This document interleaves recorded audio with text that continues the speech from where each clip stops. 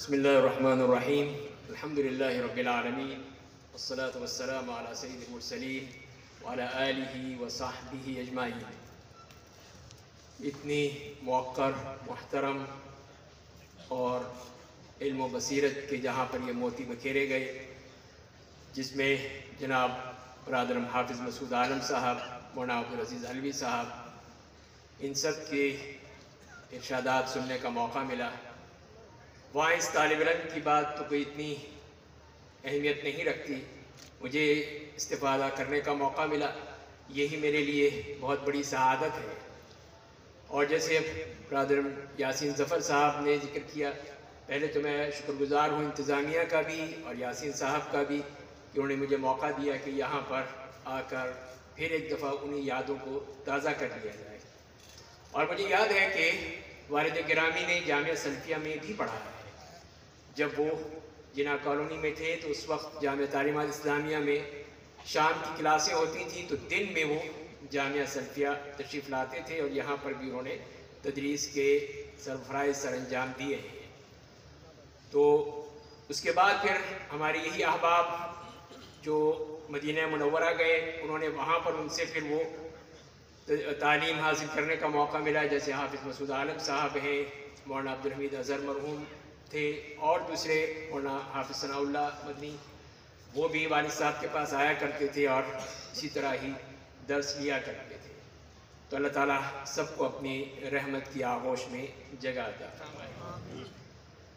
تو مجھے جو کہا گیا ہے کہ امام بخاری کی سیرت پہ بات کروں، تو امام بخاری کی سیرت پہ جب میں نے دیکھنا شروع کیا تو آج کل تو آپ سب جانتے ہیں کہ گوگل شریف میں سب کچھ آپ کو مل جاتا ہے، اور اس میں ایک سمندر ہے جو اس میں آپ ایک غوطہ لگائیں تو کتنے ہی موتی مل جاتے ہیں۔ تو اس میں دیکھا امام بخاری پہ جو کتابیں لکھی گئیں وہ تقریباً 60 سے زائد تو کتابیں ہیں جو صرف ان کی سیرت پر ہے۔ ان کا منہج امام بخاری کی صحیح بخاری کے حوالے سے وہ تو الگ ہے، اس کے علاوہ ہے، لیکن صرف ان کی سیرت پر ہی اتنی بے شمار کتابیں مل جاتی ہیں۔ اور بعض علماء کا یہی کہنا ہے کہ جو حافظ ابن حجر رحمہ اللہ نے فتح الباری کے مقدمے حج الساری میں، اور ان کی الگ سے کتاب ہے ہدایت الساری بھی، اس میں جو امام بخاری کی سیرت بیان کی ہے وہ اس جامعیت سے اور کسی نے نہیں بیان کی۔ تو اسی لیے بعض لوگوں نے اسی کو ہی جمع کر لیا ہے کہ اسی کو دیکھا جائے جو حافظ ابن حجر نے سیرت لکھی ہے امام بخاری کی، تو اسی میں سے میں چند چیزیں آپ کے سامنے پیش کر دیتا ہوں۔ تو پہلی بات تو یہی ہے کہ امام بخاری کا جو نام نامی ہے ابو عبداللہ محمد ابن اسماعیل بن ابراہیم ابن المغیرہ ابن بردزبہ الجعفی، اور امام بخاری کے جو پردادا تھے مغیرہ، وہی اسلام قبول کیا تھا یمان الجعفی کے ہاتھ پر، اور مسلمان ہوئے تھے جو بخارا کا والی تھا، اور اسی کی نسبت سے ہی پھر وہ جوفی کہلائے تھے۔ اور ان کی ولادت ہوتی ہے جمعہ کا دن نماز کے بعد، شوال کے 13 دن گزر چکے تھے، سن 194 ہجری میں بخارا میں ولادت ہوئی۔ یہاں پر ایک اور چیز اپنے طلبہ کے لیے میں عرض کر دوں، والد صاحب اس کو اکثر بیان کیا کرتے تھے، اور ان کا شغف بھی تھا کہ جو انہی تاریخی نام اس کے نکالتے تھے، تاریخی عدد کے ذریعے سے اس کو اس میں بدل دیتے تھے تاکہ یاد کرنے میں آسانی ہو۔ تو فرمایا کرتے تھے، اور بعض علماء نے لکھا بھی ہے اس کو امام بخاری کی ولادت کے سلسلے میں کہ ولادتہ صدق ووفاتہ نور وعاش فیہ حمیدہ، کہ صدق ان کی ولادت ہے، وفات ان کی نور ہے، اور ان کی زندگی حمید ہے۔ کیا مطلب ہوا اس کا؟ یہی ہے کہ یہ جو اعداد ہیں ان کو انہوں نے کاؤنٹ کر کے اس کو الفاظ میں بیان کر دیا ہے۔ ابجد ہوا زبتی، جس کے ذریعے سے آپ شب جانتے ہو، اس کے ذریعے سے ہی انہی الفاظ کو استعمال کیا جاتا ہے۔ تو صدق اس کا مطلب ہے 194، اور نور کا مطلب ہے 256، اور حمید سے مراد ہے 62 سال ان کی عمر تھی۔ تو اس طرح یہ یاد کرنے میں بہت آسانی ہو جاتی ہے۔ تو طلباء کے لیے یہ ایک طریقہ ہے کہ جس طرح وہ یاد رکھ سکتے ہیں، تو میں نے والد گرامی کے جو مذکرات تھے جو وہ پڑھایا کرتے تھے مدینہ منورہ میں، تو وہ اکثر یہی کوشش کرتے تھے کہ اسی نہج پہ جو مختلف ائمہ کرام ہیں جن کے بارے میں وہ پڑھاتے تھے، امام ترمذی، امام ابو داؤد، امام نسائی، امام ماجہ کے حوالے سے، تو ان کی جو تاریخ وفات اور تاریخ ولادت اگر مل جاتی ہے تو اس کو بھی اسی طرح ڈھال لیں۔ تو بہرحال ایک ان کا ایک شغف تھا جو وہ کیا کرتے تھے، اور انہی کی کرامات کے حوالے سے جو آتی ہیں کہ جیسے کہ لالکائی نے شرح السنہ میں لکھا ہے اور تاریخ بخارا میں بھی کہ امام محمد ابن اسماعیل یعنی امام بخاری کی بچپن ہی میں آنکھیں ضائع ہو گئی، بصارت نہیں تھی، تو ان کی والدہ بہت ہی روتی تھی، اللہ سے دعائیں کرتی تھی، یہاں تک کہ خواب میں دیکھتی ہے کہ حضرت ابراہیم علیہ السلام خواب میں آتے ہیں اور پھر کہتے ہیں کہ سنو، اللہ تعالیٰ نے تمہاری دعاؤں کی وجہ سے تمہارے بیٹے کی بصارت لوٹا دی، اور پھر یہی ہوا، امام بخاری کو اللہ تعالیٰ نے پھر وہ بصارت بھی دی، بصیرت بھی دی کہ انہوں نے یہ کتاب لکھی ہے۔ اور جہاں تک کہ ان کی حافظہ ہے، بچپن ہی سے حافظہ ہے، جیسے انہی کے جو وراق تھے محمد ابن ابی حاتم کہتے ہیں کہ مجھے حدیث کا حفظ کا الہام ہو گیا تھا جب کہ میں ابھی پڑھ ہی رہا تھا، ابھی مدرسے میں ہی تھا، ابتدائی تعلیم حاصل کر رہا تھا، تو کسی نے پوچھا کہ اس وقت آپ کی عمر کیا تھی؟ کہا کہ میری عمر 10 سال تھی۔ تو 10 سال میں ہی اس وقت ان کو حدیث سے محبت، حدیث کا شغف، حدیث کا علم حاصل کرنے کا شوق پیدا ہو گیا تھا۔ تو کہتے ہیں کہ پھر جب میں اس مدرسے سے نکلا اور داخلی کے پاس پہنچا تو وہاں پہ بھی وہ ایک دفعہ ایک روایت کر رہے تھے، پڑھ رہے تھے کہ سفیان عن ابی الزبیر عن ابراہیم، تو میں نے کہا کہ ابو الزبیر نے تو ابراہیم سے روایت نہیں کی، استاد کی غلطی نکال رہے ہیں۔ تو انہوں نے ڈانٹ دیا کہ ابھی ہو کیا تم، ابھی سے تم مجھے میری غلطیاں نکال رہے ہیں۔ تو انہوں نے کہا کہ آپ دیکھ لیجئے، اپنی اصل جو ہے وہ دیکھ لیجئے، چیک کر لیجئے، میں نے جو یاد ہے میں نے بتا دیا آپ کو۔ تو وہ گئے، جا کے دیکھا اور پھر کہنے لگے کہ اچھا بتاؤ میاں کیا ہے وہ؟ کہا کہ وہ زبیر ہے، ابو زبیر نہیں، زبیر ابن عدی عن ابراہیم۔ تو انہوں نے پھر قلم لیا اور اس کی اصلاح کر دی۔ کسی نے پوچھا کہ آپ کی عمر کیا تھی؟ تو کہا کہ میری عمر اس وقت 11 سال تھی۔ دیکھ لیجیے طلبہ علم جو جیسے ابھی حافظ صاحب کہہ رہے تھے کہ وہ علم کی یہ شان کہ جب علم کے آگے بڑھے تو علم جو ہے وہ ان کے اوپر برسنا شروع ہو گیا، تو یہ اللہ تعالیٰ نے ان کو علم دیا ہے۔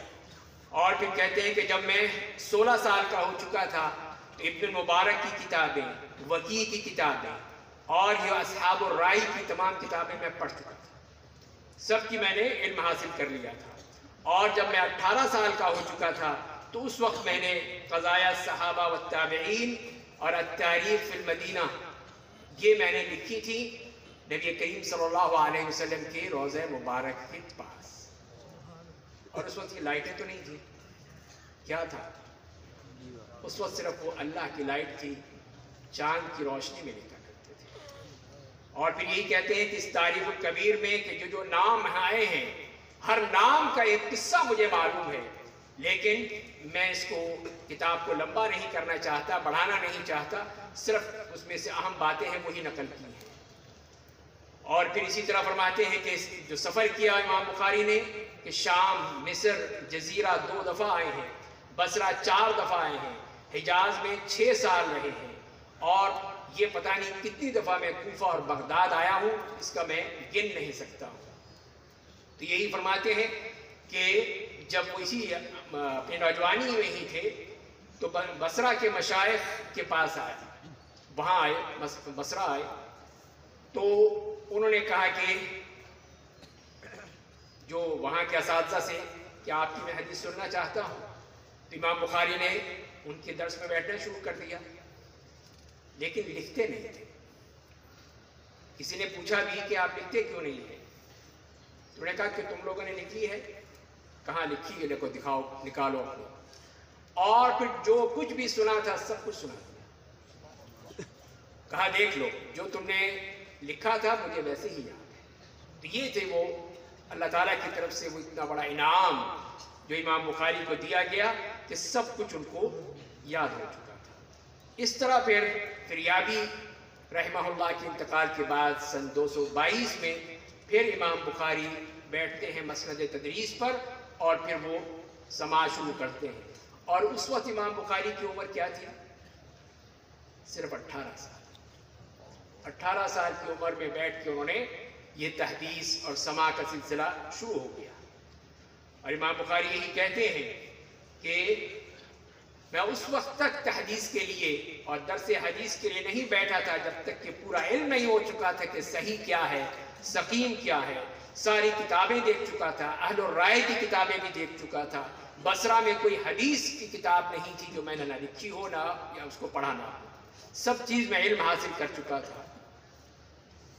اور احمد ابن حفص کہتے ہیں کہ میں اسماعیل کے والد ابو عبداللہ کی انتقال پر ان کے پاس گیا ان سے ملنے، تو انہوں نے کیا کہا کہ لا اعلم من مالی درہما من حرام ولا درہما من شبہ، کہ مجھے نہیں معلوم، ان کے والد کہہ رہے ہیں امام بخاری کی، کہ مجھے نہیں معلوم کہ میں نے کبھی بھی اپنے مال میں کوئی حرام کا ایک درہم بھی شامل کیا ہو یا کوئی شبہ کا مال بھی کوئی آ گیا ہو تو وہ بھی میں نے استعمال نہیں کیا۔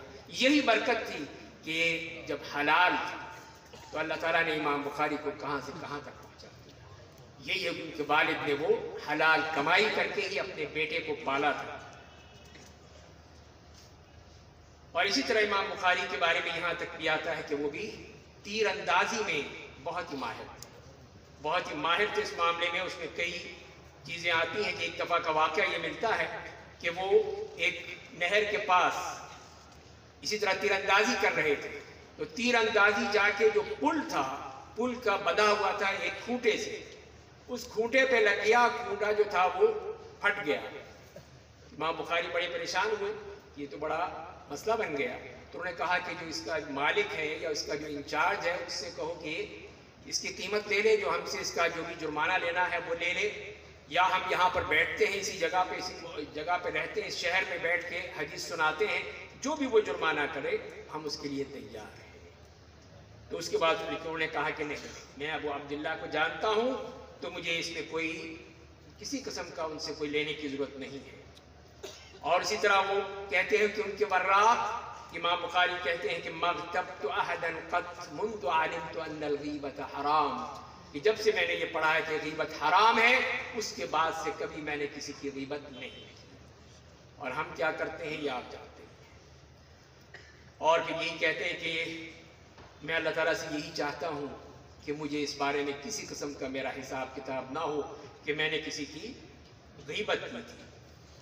اور جہاں تک کہ ان کی نماز کا معاملہ تھا تو اس کی ایک ہی مثال دیکھ لیجیے کہ بکر ابن منیر کہتے ہیں کہ محمد ابن اسماعیل البخاری نماز پڑھ رہے تھے ایک دن، تو ایک کسی چیز نے ان کو کاٹ لیا، جیسے یہ بھون یا اس قسم کا جو آپ جانتے ہیں کہ یہ حشرہ ہوتا ہے، اس نے ان کو ڈس لیا تقریباً 17 مرتبہ، لیکن وہ اپنی نماز نہیں چھوڑی۔ اور نماز کے بعد کہتے ہیں بھائی دیکھو کیا ہوا، کیا چیز ہے جو مجھے اتنی تکلیف پہنچا رہی ہے۔ تو جب دیکھا تو وہ جگہ جو تھی وہ سوج چکی تھی، ان کی اتنی جگہ اس نے ڈسا تھا اس زنبور نے، اس بھون نے، کہ وہ وہاں پر ان کے لیے تکلیف اتنی تھی لیکن نماز نہیں چھوڑی، نماز میں اتنے وہ معروف تھے۔ اسی طرح ان کے جو علماء کے اقوال ہیں ان کے بارے میں تو وہ بات لمبی ہو جائے گی، اس کو چھوڑتے ہوئے آگے چلتے ہیں۔ تو ابو سہل ایک بات کہتے ہیں کہ مصر کے علماء کو، مصر کے 30 علماء کی ایک ہی تمنا تھی۔ کیا تمنا تھی؟ وہ کہتے ہیں کہ دنیا میں ہم یہی چاہتے ہیں کہ ایک دفعہ محمد ابن اسماعیل کو دیکھنے کی تمنا تھی، سننے کی تو بات دور کی ہے، صرف ہے کہ ہم اپنی زندگی میں محمد ابن اسماعیل کو دیکھ لیں۔ عبداللہ ابن حماد العاملی کہتے ہیں کہ کاش میں محمد ابن اسماعیل کے جسم کا ایک بال ہوں، یہ تمنا تھی ان لوگوں کی۔ اور اسی طرح دوسری چیزیں جو جیسے کہ، اور جہاں تک کہ ان کے حفظ کے حدیث کے بارے میں ہے، اور اس سے پہلے یہ بات بھی سن لیجئے کہ ان کی جب مجلس ہوتی تھی بغداد میں، جو مجلس تھی اس میں جو تعداد تھی سننے والوں کی وہ 20,000 شاگرد تھے جو ان کی حدیث سن رہے تھے۔ یہ تھا امام بخاری کا وہ مقام جو ان کو اللہ نے دیا تھا۔ اور اسی لیے کہ امام بخاری کہتے ہیں کہ میں 1,00,000 صحیح حدیثیں مجھے یاد ہیں اور 2,00,000 غیر صحیح ہیں وہ مجھے یاد ہیں، زبانی یاد کی ہوئی تھی، اور کوئی ان کی وہ ایسی چیز نہیں تھی جو کہ انہوں نے لکھی ہو، سب زبانی ان کے ذہن میں اللہ تعالیٰ نے محفوظ کر رکھی تھی۔ تو ان کے جو لکھنے والے تھے وہ ایک دفعہ کہنے لگے کہ آپ کے پاس کوئی دوا ہے ایسی جس کے ذریعے سے حافظہ ذرا تیز ہو جائے، آپ بھی کھاتے ہو یا مجھے بھی بتا دیں۔ کہا کہ نہیں مجھے تو نہیں معلوم۔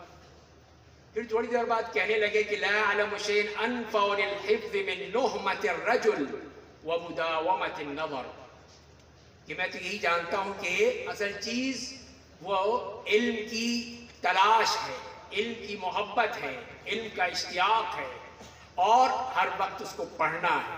جیسے کہ ابھی مولانا شیخ الحدیث کی بات سنی، اسی طرح یہی ہے مداومت النظر، کہ ہمیشہ علم کے اندر غرق ہی رہتے ہیں، تبھی یہ علم حاصل ہوتا ہے، تب وہ جاگتے ہیں، چیزیں جو ہے وہ باقی رہتے ہیں۔ ان کے بارے میں جو خواب دیکھے لوگوں نے، تو نجم ابن الفضیل کہتے ہیں کہ میں نے دیکھا کہ نبی کریم صلی اللہ علیہ وسلم کو کہ آپ تشریف لائے ہیں اور امام بخاری ان کے پیچھے چل رہے ہیں، اور جب بھی نبی کریم صلی اللہ علیہ وسلم جہاں پہ بھی اپنا قدم مبارک رکھتے ہیں، امام بخاری بھی اپنا پاؤں وہیں رکھتے ہیں۔ تو یہ دیکھیے کس طرح اللہ تعالیٰ نے اپنے بندوں کو سب کو دکھا دیا۔ اسی طرح ابو فربری کہتے ہیں کہ میں نبی کریم صلی اللہ علیہ وسلم کو خواب میں دیکھا تو مجھ سے کہا کہ کہاں جا رہا؟ تو میں نے کہا کہ میں محمد ابن اسماعیل کے پاس جا رہا ہوں۔ تو آپ نے فرمایا کہ انہیں میرا سلام کہنا۔ تو یہ دیکھیے یہ ہے امام بخاری کی وہ شان۔ ابو زید المروزی کہتے ہیں کہ میں مکہ میں رکن اور مقام ابراہیم اور حجر اسود کے درمیان سو رہا تھا، تو نبی کریم صلی اللہ علیہ وسلم کو دیکھا خواب میں کہ وہ کہہ رہے ہیں کہ اے ابو زید کب تک شافعی کی کتابیں پڑھتے رہو گے، میری کتاب کیوں نہیں پڑھتے؟ میری کتاب بھی تو پڑھ لو۔ تو میں نے کہا کہ یا رسول اللہ آپ کی کتاب کون سی ہے؟ کہا جو محمد ابن اسماعیل نے لکھی ہے نا وہ یہ میری کتاب۔ یہ ہے مقام امام بخاری کا۔ امام بخاری نے پھر اپنی یہ لکھی، ان کی تواضع بھی کتنے متواضع تھے کہ اپنی اس کتاب پہ کسی قسم کا کوئی تکبر نہیں، غرور نہیں۔ تو انہوں نے جو اس وقت کے محدثین تھے، علی ابن المدینی، احمد ابن حنبل، یحیی ابن معین، ان کے سامنے پیش کی کہ یہ کتاب بھی اس میں کوئی چیز ہے تو مجھے بتا دیں۔ تو سب نے اس کو قبول کیا سوائے 4 احادیث کے، جیسے حافظ ابن حجر کہتے ہیں، لیکن اس میں بھی امام بخاری ہی کا موقف جو تھا وہ صحیح تھا۔ اور جہاں تک کہ ان کے حافظے کا تعلق ہے تو اس میں ایک ہی واقعہ کافی ہے جو کہ بغداد کے لوگوں نے ان کا امتحان لیا تھا۔ کہ امام بخاری ایک دفعہ بغداد تشریف لائے تو وہاں کے جو محدثین کرام تھے انہوں نے کہا کہ ہم آپ کی ایک مجلس کرنا چاہتے ہیں، اور اس میں انہوں نے پہلے سے پلاننگ یہ کی کہ 100 حدیثیں لے لی، اور اس میں ان کے متن اور سند جو تھے وہ سب ایک دم گڑبڑ کر دیے، اور 10 لوگوں کو تیار کیا کہ وہ 10 حدیثیں لے لیں اور ان 100 حدیثوں کو بیان کریں۔ اور جب وہ آئے تو پھر انہوں نے امام بخاری کے سامنے پیش کیا کہ یہ آپ کے سامنے ہم اپنی یہ حدیث پیش کرتے ہیں۔ تو وہی انہوں نے جو اختلاط شدہ حدیثیں تھیں، سند اور متن جس میں گڑبڑ کر دیے گئے تھے، وہ پڑھنی شروع کی۔ ایک نے پڑھی، 2 نے پڑھی، 3 نے، 10 کے 10 نے پڑھی۔ امام بخاری نے کہا کہ نہیں مجھے علم نہیں ہے، اس لیے کہ جو ان کے ہاں ان کی میموری میں جو چیز تھی وہ اس میں سے اس کے ساتھ وہ مل ہی نہیں رہی تھی۔ اسی نے کہا کہ میں نہیں جانتا۔ اور پھر انہوں نے کہا کہ اچھا اب سنو، اور پھر نمبر 1 کو کہا کہ تم نے جو حدیث سنائی ہے وہ پہلے انہوں نے وہ غلط جو انہوں نے سنایا تھا وہ ان کو سنایا، اور پھر کہا کہ صحیح حدیث یہ ہے جو میں سناتا ہوں۔ یہ ہوتا ہے حافظہ، صرف صحیح نہیں غلط کو بھی یاد کر لیا تھا، یہ غلط بھی محفوظ ہو چکا تھا ان کے ذہن میں۔ انہوں نے 10 کے 10 افراد کی پہلے وہ غلط یا مختلف احادیث بیان کر دی، اور اس کے بعد پھر انہوں نے وہ جو صحیح روایت تھی، صحیح سند تھی، وہ بیان کی ہے۔ اور اسی طرح پھر ہم دیکھتے ہیں کہ امام بخاری کا جو وہ واقعہ ہوتا ہے کہ جس میں وہاں سے ان کو نکلنا پڑا اور ان کے سارے مسائل ہوئے، جس میں یہ ان کے اوپر تہمت لگا دی گئی کہ امام بخاری کہتے ہیں کہ قرآن مخلوق ہے، جبکہ انہوں نے صرف یہ کہا تھا ان لفظی بالقرآن مخلوق، میرے جو الفاظ ہیں وہ میں نے کہا تھا. لیکن جیسے کہ آج کل بھی یہی پروپیگنڈے کا زمانہ ہے کہ بات کچھ ہوتی ہے بنا کچھ دی جاتی ہے، بات کا بتنگڑ. تو یہی کہتے ہیں امام بخاری کہ میں نے یہی کہا تھا القرآن کلام اللہ غیر مخلوق وافعال العباد مخلوقہ والامتحان بدعہ. لیکن ان لوگوں نے اس کو پھیلا دیا اور زحلی نے کہا کہ یہی بات کر کے کہ جو بھی یہ کہتا ہے وہ مبتدع ہے، اس کا ساتھ نہیں دیا جائے گا. تو سب کے سب بیٹھے رہے. امام مسلم بھی اور احمد بن سلمہ ان دونوں اٹھے اور اپنی ساری روایات جو تھی وہ واپس کر دی کہ ہم بھی نہیں آپ کے ساتھ بیٹھ سکتے، یعنی زحلی کے پاس. تو یہ دیکھ لیجئے اس کے ذریعے سے امام بخاری کو واقعی اس کی وجہ سے کچھ تکلیف یا تکلیفیں اٹھانی پڑی اور مسائل بنتے چلے گئے. ان کی جہاں تک کہ مصنفات ہیں، سب سے بڑی تصنیف تو یہی امام صحیح بخاری ہے.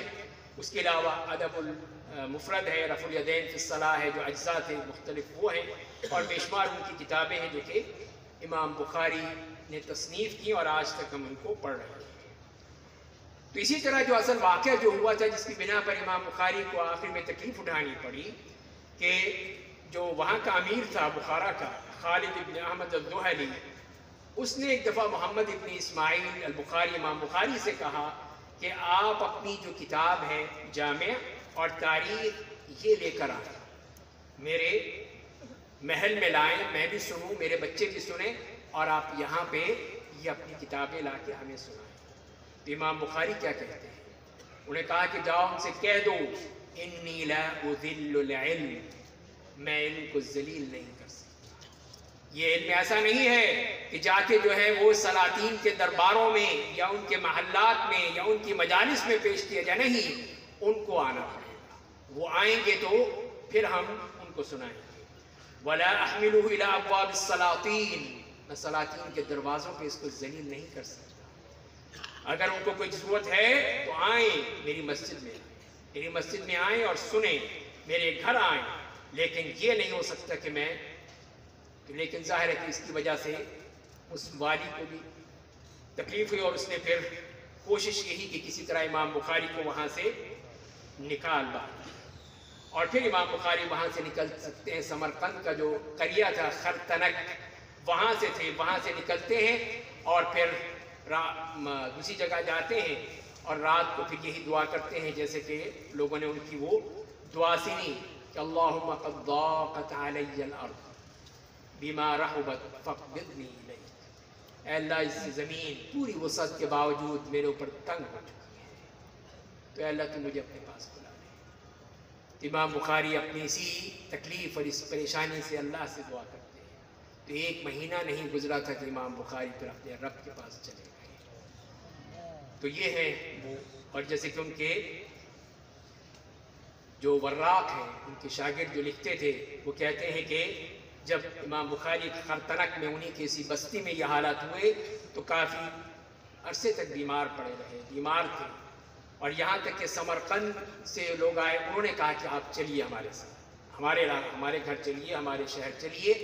اٹھے، چلنا چاہا، چند قدم چلے تھے، لیکن کہا نہیں، میرے سے نہیں چلا جا سکتا. اور آخر پھر وہیں رہے، وہیں پہ ہی پھر انتقال ہوا. اور اسی طرح جو کہ طریقہ ہے سنت طریقے سے 3 چادروں میں کفن دیا گیا اور وہیں پہ ہی انتقال ہو گیا. عبدالواحد ابن آدم کہتے ہیں کہ میں نبی کریم صلی اللہ علیہ وسلم کو خواب میں دیکھا اور آپ کے ساتھ صحابہ کرام ہیں اور وہ سب کھڑے ہوئے ہیں. تو میں نے سلام کیا، آپ نے سلام کا جواب دیا. تو میں نے کہا کہ یا رسول اللہ آپ یہاں کیوں کھڑے ہیں؟ کہا کہ محمد ابن اسماعیل کا انتظار کر رہے ہیں. یہ دیکھیں کتنا اونچا مقام ہے کہ محمد ابن اسماعیل کا انتظار ہو رہا ہے. اور پھر وہ کہتے ہیں کہ میں نے پھر جب مجھے یہ خبر ملی کہ محمد ابن اسماعیل اس دنیا سے جا چکے ہیں اور پھر میں نے اس کو دیکھا وہ کن تاریخوں میں تھے، یہ وہی تاریخ تھی، وہی دن تھا جس دن امام بخاری کا انتقال ہوا تھا. اور ان کا انتقال یہی ہوتا ہے کہ سن 256 ہجری میں، جیسے میں نے عرض کیا کہ وہ اگلے دن عید تھی، رمضان کا آخری دن تھا، آخری رات تھی. اگلے دن عید 1 شوال کو ان کو دفنایا گیا، اس سے پہلے انتقال کر گئے. اور ان کی عمر جسے میں نے بتایا کہ 62 سال تھی، جس میں 13 دن کم تھے. شوال میں ہی پیدا ہوئے تھے، شوال میں ہی انتقال ہوا. اللہ تعالیٰ ان کے لیے اتنا اونچا مقام عطا فرما دے کہ جیسے ان کے بارے میں دعائیں کرتے ہیں کہ آج تک ہم اتنا عرصہ گزر جانے کے بعد بھی ان کو یاد کرتے ہیں. ان کا یہ عمل، ان کی یہ کتاب، ان کی یہ تدریس، ان کی یہ تمام محنت جو انہوں نے کی تھی، اس کو ہم آج بھی یاد رکھے ہوئے ہیں. تو یہ طلباء جن کو یہ موقع ملا ہے مبارکباد کے مستحق ہیں کہ انہوں نے اس کتاب کو پڑھا ہے. اور ان کو بھی ایسے اساتذہ ملے ہیں جیسے کہ حافظ مسعود عالم صاحب ہیں، شیخ الحدیث عبدالعزیز علوی صاحب ہیں، اور دیگر اساتذہ جیسی محبت کرنے والی شخصیات ملی ہیں. تو یہی وہ موقع ہوتا ہے کہ جس میں طالب علم کو فخر ہونا چاہیے کہ اس نے کہاں سے تعلیم حاصل کی ہے، کن اساتذہ سے تعلیم حاصل کی ہے. تو یہ چیز مل جائے اور اس نے کیا علم حاصل کیا ہے، اس کو پھر اپنے لیے حفظ جاں بنا لیجئے، اس کی قدر کیجئے کہ اس علم کو کہیں ذلیل نہیں کرنا ہے، اس کو عزت دینی ہے. اللہ تعالیٰ مجھے بھی اور آپ کو بھی توفیق عطا فرمائے کہ ہم بھی اللہ کے اس دین کی کچھ خدمت کر سکیں، اللہ کے نبی صلی اللہ علیہ وسلم کی حدیث کی خدمت کر سکیں. وآخر دعوانا الحمدللہ.